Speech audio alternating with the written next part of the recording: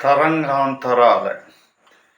ತರಂಗಾಂತರ ಅಲೆ ಹೇಳ್ತಕ್ಕಂಥದ್ದು ಯಾವ ಪ್ರಮಾಣದಲ್ಲಿ ಸಾಗತ್ತೆ ಅಂತ ಹೇಳಿ ಊಹಿಸ್ಕೊಳ್ಳಿಕ್ಕೂ ಕೂಡ ಸಾಧ್ಯವಾಗುವುದಿಲ್ಲ. ಒಂದು ಉದಾಹರಣೆಯಾಗಿ ಹೇಳಬೇಕು ಅಂತ ಹೇಳಿ ಆದರೆ, ಈಗ ಒಂದು 4 ತಿಂಗಳ ಹಿಂದೆ ಸಾಧಾರಣ ಇಲ್ಲಿಂದ ಸಾವಿರಾರು ಮೈಲಿಯಷ್ಟು ದೂರದಲ್ಲಿ ಇರ್ತಕ್ಕಂತಹ ವ್ಯಕ್ತಿಗೆ ಬ್ರೇನ್ ಸ್ಟ್ರಕ್ ಹೇಳ್ತಕ್ಕಂಥದ್ದಾಗತ್ತೆ. ಆದಾಗ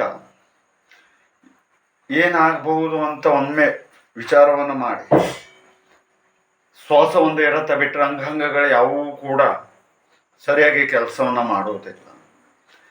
ಅಂತಹ ಪರಿಸ್ಥಿತಿಯಲ್ಲಿ ವೈದ್ಯರಾಗಿರ್ಬೋದು, ಮನೆಯವರಾಗಿರ್ಬೋದು, ಎಲ್ಲರೂ ಕೂಡ ಕೈಯನ್ನು ಚೆಲ್ಲಿ ಕುಳಿತಾರೆ. ಆಗ ಆತ್ಮೀಯರೊಬ್ಬರು ದೂರದಿಂದ ನಮ್ಮನ್ನು ಸಂಪರ್ಕ ಮಾಡ್ತಾರೆ, ಸಂಭಾವನೆಯನ್ನು ಕೊಡ್ತಾರೆ. ಕೊಟ್ಟಿದ ಅರಕ್ಷಣದಲ್ಲಿ ಅವರು ಪ್ರಜ್ಞಾಸ್ಥಿತಿಗೆ ಬರ್ತಾ ಹೋಗ್ತಾರೆ, ಗುಣಮುಖರಾಗ್ತಾರೆ. ಒಂದು ರೀತಿಯಾದಂತಹ ಮಿರಾಕಲ್ ಎನ್ನುವಂತಹ ರೀತಿಯಲ್ಲಿ ಆಗತ್ತೆ. ಇದು ನಮ್ಮ ಭಾರತ ದೇಶದಲ್ಲಿ ಮೊಟ್ಟ ಮೊದಲ ಬಾರಿಗೆ, ಅದರಲ್ಲೂ ನಾವು ಮಾಡ್ಕೊಂಡು ಹೋಗ್ತಾ ಇದ್ದೇವೆ ಅಂತ ಹೇಳಲಿಕ್ಕೆ ತುಂಬ ಹೆಮ್ಮೆ ಅನಿಸ್ತದೆ. ಮತ್ತು ಅಷ್ಟೇ ಅಲ್ಲದೆ ಭಾರತದ ಮಣ್ಣಿನಲ್ಲಿ ನಾವು ಹುಟ್ಟಿರ್ತಕ್ಕಂಥದ್ದಕ್ಕೂ ಕೂಡ ಸಾರ್ಥಕವಾಗ್ತದೆ.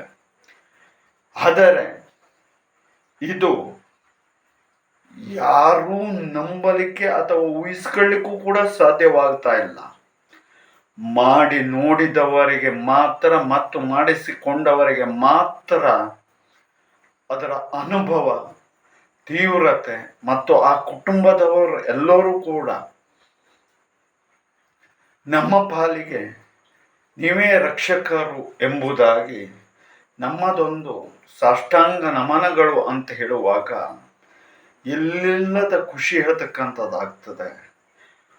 ಎಷ್ಟೋ ಜನರ ಜೀವನಕ್ಕೆ ಇದು ತುಂಬ ಒಳಿತನ್ನ ಮಾಡಿಕೊಟ್ಟಿರ್ತಕ್ಕಂಥದ್ದು. ಇಂತಹ ಒಂದು ವ್ಯಕ್ತಿ ಎಲ್ಲೇ ಇದ್ದರೂ ಕೂಡ ಆ ವ್ಯಕ್ತಿಯ ಪೀಡನೆಯನ್ನು ಕ್ಷಣ ಮಾತ್ರದಲ್ಲಿ ವಾಸ ಆಗ್ತದೆ. ಬರೀ ಒಂದು ಗಾಳಿಯ ಮೂಲಕವಾಗಿ ಅಂತ ಹೇಳಿದರೆ ಯಾವ ಔಷಧಿ ಇಲ್ಲ, ಯಾವೂ ಕೂಡ ನಾಟದೇ ಇದ್ದರೂ ಕೂಡ ಈ ಒಂದು ಶಕ್ತಿ ಕೆಲಸವನ್ನು ಮಾಡ್ತಾ ಇರತಕ್ಕಂಥದ್ದು. ಇದು ನಮ್ಮ ನಿಮ್ಮೆಲ್ಲರ ಹೆಮ್ಮೆಯ ವಿಚಾರದ ಜೊತೆಯಲ್ಲಿ ನಂಬಲಿಕ್ಕೆ ಸಾಧ್ಯವಾಗದೇ ಇದ್ದರೂ ಕೂಡ ಮಾಡಿಕೊಂಡವರ ಅನುಭವವನ್ನು ಕೇಳಿದರೆ ಎಂಥವರು ಕೂಡ ನಂಬಲೇಬೇಕಾದಂತಹ ವಿಚಾರವೂ ಕೂಡ ಆಗಿರುತ್ತದೆ. ಹಾಗಾಗಿ ಆ ವ್ಯಕ್ತಿ ಈಗಲೂ ಕೂಡ ಗಟ್ಟುಮುಟ್ಟಾಗಿ ಓಡಾಡಿಕೊಂಡು ಜೀವಿಸ್ತಾ ಇದ್ದಾರೆ ಅಂತ ಹೇಳಿ ಆದರೆ ಎಷ್ಟು